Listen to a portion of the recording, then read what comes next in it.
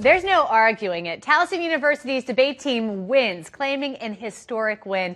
They are the first all-black women's team to win the Cross-Examination Debate Association's national championship. This morning, we have two of the team members here.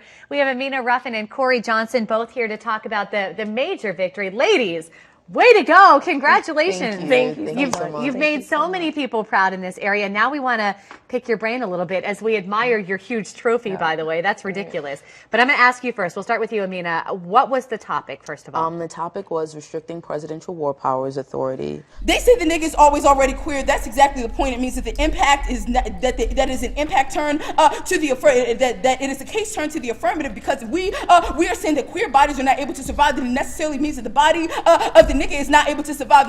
We got the topic in about July, and we started doing our research then. And when the nigga sees these pains and suffering, that he can only envision himself, that he does not see another nigga that he can feel sympathy for or embrace, but rather that otherness gets obliterated. And we've been supplementing our research throughout the season. Man, phobogenic object, disfigured, lynching, trauma enough. The insight, the trauma representation back central to the black child, devouring and identifying with the stories and images the white culture brought up to think and act subjectively like a white man, the black man. So where do you go from there? You know, when you start preparing for a national competition, once you know the topic, what's next? Well, you do a lot of research. Says that the way that the status quo works is through whiteness, allowing, forcing other bodies to tell narrations of whiteness and the violences that whiteness does. We say that is the link that we will go for. In order to prepare for it, because there are several different tournaments, and so being able to transition through each tournament.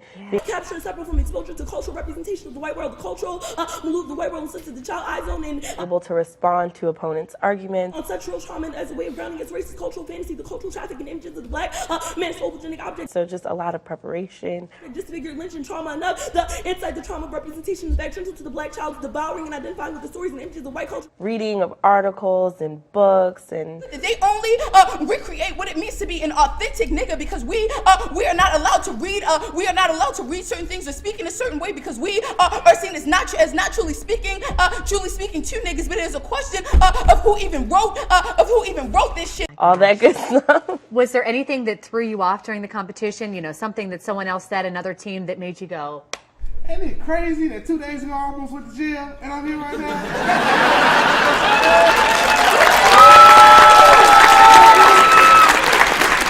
Yeah, well, the argument that we hit in the final round was a pretty difficult argument. Some say the blacker the berry, the sweeter the juice. I say the darker the flesh and the deeper the roots. I give a holler for my sisters on welfare. It's Tupac cares, and don't nobody else cares. We've been debating against this argument all year. And I know they like to beat you down a lot.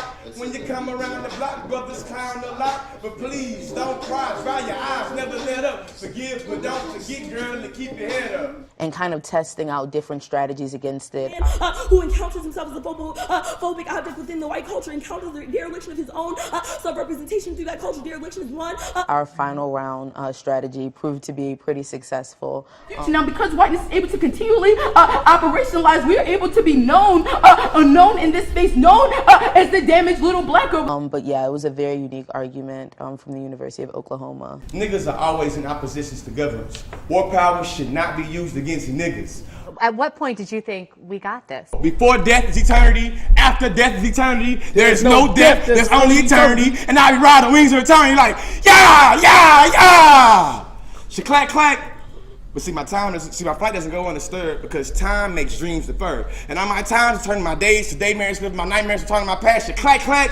The nigga got time beating my ass. And y'all, I be having dreams of chocolate-covered watermelons, fried with filled chicken like pinatas, with little picking sons and daughters standing up in them with big sticks of aluminum foil, hitting them, trying to catch the pieces of all the fried chicken wings. And Aunt Mom and Uncle Ben are standing in the corners of the room with the rifles pointing the heads of the children. Don't shoot the children, I shout, don't shoot the children. But they say it's too late. 2014 seed national champions on a 7-4 decision is the negative from